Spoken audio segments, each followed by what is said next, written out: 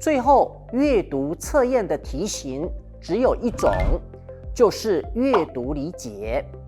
阅读理解在我们的基础级暨初级认证这边，比较类似一般的填空题，以句子的理解为主，而不是篇章理解。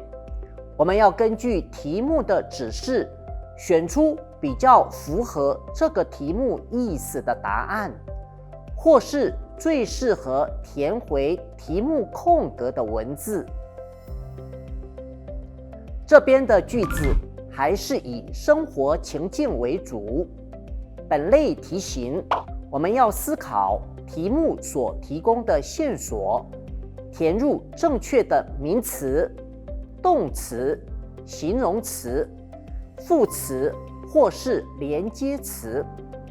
万一你无法直接判断时，我们还有一个方法，我们就将选项尝试性的放入空格后，念看看是否通顺，还有跟前后文的文意是否合理，然后再选出合适的答案。接下来，我们来练习一下几个题库里的范例。